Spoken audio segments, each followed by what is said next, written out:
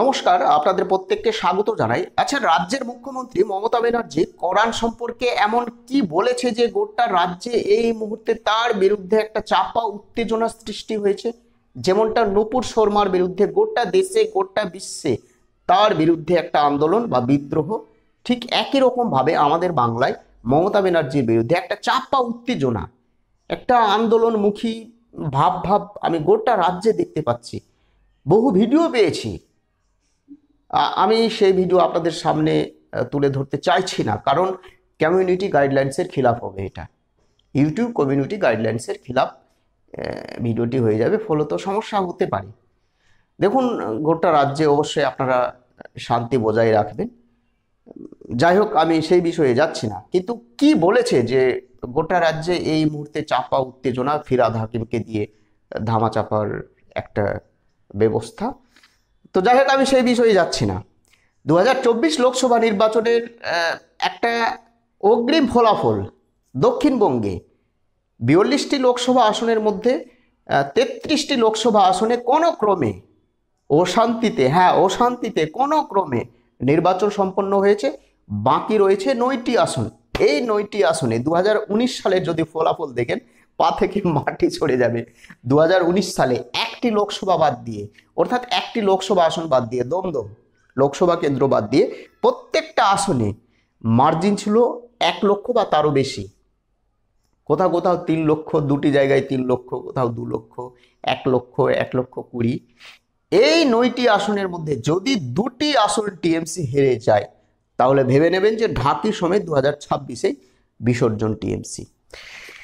Barasat, Basirhat, Joynagar, Mathurapur, diamond Harbour, Jadavpur, Dumdum, Kolkata উত্তর, কলকাতা দক্ষিণ, এই 9টি লোকসভা আসনে কে জয়ী হতে পারে?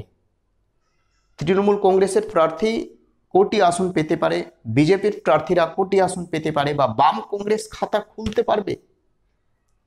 দেখুন, একটা একেবারে গ্রাউন্ড রিপোর্টের সমীক্ষা। 2019 সালের ফলাফল দেখুন।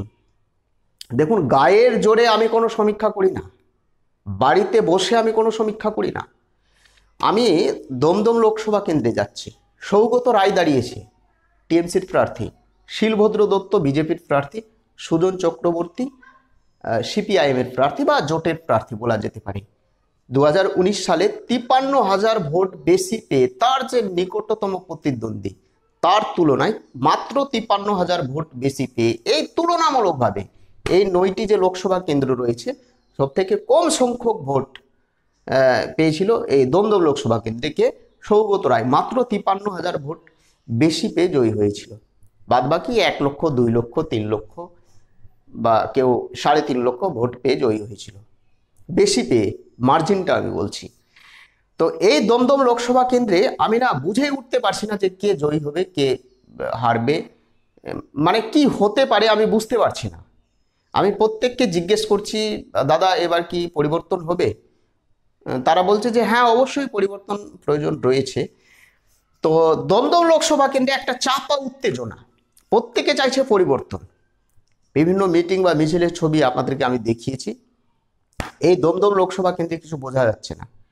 হয় সিপিএম জয়ী হতে পারে, বিজেপি জয়ী হতে পারে, টিএমসি জয়ী হতে পারে, যে কেউ জয়ী হতে পারে।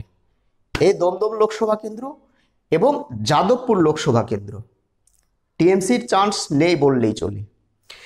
আমি আসছি বারাসাত লোকসভা কেন্দ্র। বারাসাত লোকসভা কেন্দ্র 2019 সালে 1,09,000 ভোট বেশি পেয়ে তার যে নিকটতম প্রতিদ্বন্দ্বী বিজেপির প্রার্থী, তার তুলনায় 1,09,000 ভোট বেশি পেয়ে জয়ী হয়েছিল কে? কাকলি ঘোষ দস্তিদার, মমতা ব্যানার্জির একেবারে খুব কাছের পরিচিত। কাকলি ঘোষ দস্তিদার আবার টিকিট পেয়েছে। বারাসাত লোকসভা কেন্দ্রে এবার কে জয়ী হতে পারে? আমার চ্যানেলের সমীক্ষা অনুযায়ী, একমাত্র আমার চ্যানেলের সমীক্ষা অনুযায়ী, বারাসাত লোকসভা কেন্দ্রে এবার টিএমসির প্রার্থী কাকলি ঘোষ দস্তিদার জয়ী হতে চলেছে। মিলিয়ে নেবে 4ই জুন। গায়ের জোরে কোনো সমীক্ষা আমি করি না। বসিরহাট লোকসভা কেন্দ্র, অনেকে বলছে রেখা পাত্র জিতবে। বসিরহাট লোকসভা কেন্দ্রে যান আপনারা, প্রত্যেকটা বিধানসভা কেন্দ্রে যান, প্রত্যেকটা গ্রাম পঞ্চায়েত এরিয়াতে আপনারা যান, প্রত্যেকটা বুথে বুথে যান, প্রত্যেকটা পাড়ায় পাড়ায় যান। হ্যাঁ, বিজেপির ভোট রয়েছে, প্রচুর রয়েছে, কিন্তু বসিরহাট লোকসভা কেন্দ্রে নুসরাত জাহাঁ এর আগে 2019 সালে 3,50,000 ভোট বেশি পেয়ে জয়ী হয়েছিল নিকটতম প্রতিদ্বন্দ্বীর তুলনায়। 3,50,000, এবং আমাদের রাজ্যে সব থেকে বেশি ভোট তিনি পেয়েছিলেন, মার্জিন তিনি পেয়েছিলেন, নুসরাত জাহাঁ। কোথায়? এই বসিরহাট লোকসভা কেন্দ্র। এই বসিরহাট লোকসভা কেন্দ্রে রেখা পাত্র জিততে পারবে? কে জিতবে? হাজী নুরুল ইসলাম কে জিতবে? কি মনে হচ্ছে আপনাদের? এই বসিরহাট লোকসভা কেন্দ্রে আমার চ্যানেলের সমীক্ষা অনুযায়ী এবার টিএমসির প্রার্থী জয়ী হতে চলেছে হাজী নুরুল ইসলাম। আপনারা মিলিয়ে নেবেন, দেখে মনে হবে যে অনেক কিছু। এবং এই বসিরহাট লোকসভা কেন্দ্রে কয়েকটা বিধানসভা অঞ্চলে, কয়েকটা পঞ্চায়েত অঞ্চলে দেখবেন আপনারা হিন্দু ভোটাররা ভোট দিতেই পারবে না। আমার কথা মিলিয়ে নেবেন, অনেক বড় চক্রান্ত চলছে। বারাসাত, বসিরহাট, ডায়মন্ড হারবারে তো অনেক বিষয়, অনেক ঘটনা ঘটবে, দেখে নেবেন। জাহাঙ্গীর রয়েছে, অনেক বাদশা ফাদশা রয়েছে, আপনারা মিলিয়ে দেখে নেবেন। আমি বেশি মুখ খুলতে চাইছি না, তোলার থেকে বোলার পর্যন্ত সবই জানি আমি। যাই হোক, সেই বিষয়ে মুখ খুলতে চাইছি না, অনেক বড় ভিডিও হবে। জয়নগর 3,16,000 ভোট বেশি পেয়ে জয়ী হয়েছিল প্রতিমা মণ্ডল 2019 সালে, টিএমসির প্রার্থী। আমি বাদ দিয়ে দিলাম 3 লক্ষ ভোট, 16,000 ভোটে তো জয়ী হবে টিএমসির প্রার্থী, কোনো চান্স নেই বিজেপির। 100% নিশ্চিত টিএমসির প্রার্থী জয়ী হবে। মিলিয়ে নেবেন, গায়ের জোরে আমি সমীক্ষা করি না, গায়ের জোরে সমীক্ষা করি না। মথুরাপুর 2,03,000 ভোট বেশি পেয়ে জয়ী হয়েছিল তৎকালীন টিএমসির প্রার্থী চৌধুরী মোহন জাটুয়া। দল তাকে টিকিট দেয়নি, এবার বাপি হালদারকে টিকিট দিয়েছে। বাপি হালদার যখন, একটা দিন আমি দেখছিলাম বাপিদা যখন প্রচার করছে, বিজেপির প্রার্থীরা এবং সিপিএম এর প্রার্থীরা ভোটাররা বলছে, কর্মী সমর্থকরা বলছে বাপি বাড়ি যা। তো যাই হোক, খুব ভালো লাগছিল আমাকে। মথুরাপুর লোকসভা কেন্দ্র নিশ্চিত থাকুন টিএমসির প্রার্থী জয়ী হতে চলেছে, অর্থাৎ টিএমসি জিতবে। মিলিয়ে নেবেন, আপনাদের বিশ্বাস হচ্ছে না কিন্তু অবশ্যই টিএমসি জিতবে। ডায়মন্ড হারবার 3,20,000 ভোট পেয়েছিল অভিষেক ব্যানার্জি, নিকটতম প্রতিদ্বন্দ্বীর তুলনায় 3,20,000 ভোট বেশি পেয়ে জয়ী হয়েছিল কে? অভিষেক ব্যানার্জি। বুঝতে পারছেন, অনেক বিষয় সেখানে ঘটেছে, 70-75,000 ভাতা, আরো অনেক বিষয়। 3,20,000 বা তারও বেশি ভোট পেতে চলেছে এবার অভিষেক ব্যানার্জি। মিলিয়ে নেবেন আপনারা, 4 জুন মিলিয়ে নেবেন, টিএমসির প্রার্থী জয়ী হবে। যাদবপুর, হ্যাঁ, এই যাদবপুর লোকসভা কেন্দ্রে সায়নী ঘোষ জিততে পারবে না, দেখবেন সায়নী ঘোষ জিততে পারবে না। এই যাদবপুর লোকসভা কেন্দ্রে সৃজন ভট্টাচার্য ভার্সেস ডাক্তারবাবু, অর্থাৎ বিজেপির প্রার্থী, তার সঙ্গে লড়াই হচ্ছে। 3rd পজিশনে থাকবে টিএমসির প্রার্থী সায়নী ঘোষ।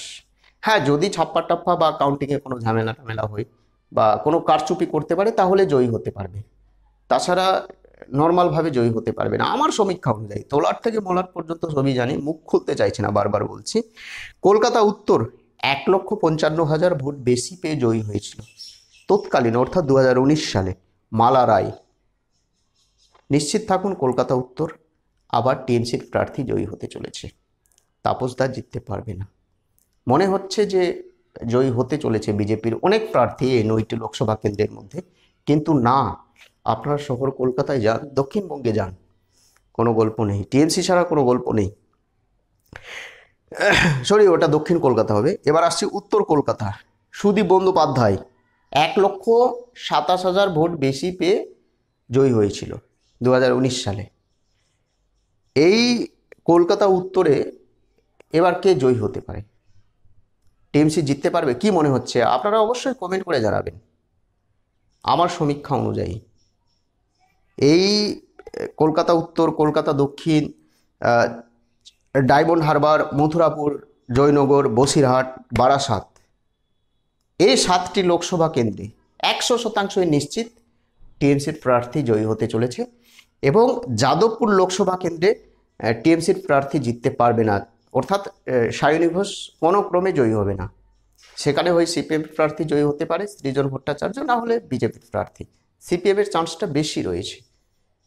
এবং দমদম লোকসভা কেন্দ্র 53,000 ভোট বেশি পেয়েছিল 2019 সালে, সৌগত রায়। সেটা বজায় রাখতে পারবে? চুরি, দুর্নীতি, অনেক বিষয় ঘটেছে।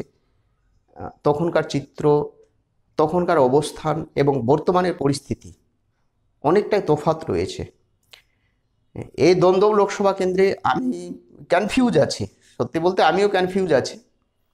অবশ্যই আপনারা কমেন্ট করে জানাবেন যে দমদম লোকসভা কেন্দ্রে কে জয়ী হতে পারে। অর্থাৎ এই 9টি লোকসভা কেন্দ্রের মধ্যে 7টি লোকসভা কেন্দ্রে টিএমসির প্রার্থী জয়ী হবে, 2টি লোকসভা কেন্দ্রে হাড্ডাহাড্ডি লড়াই চলছে। ভালো থাকবেন, সুস্থ থাকবেন। কিছু বলার থাকলে অবশ্যই কমেন্ট করে জানাবেন। জয় হিন্দ, বন্দে মাতরম।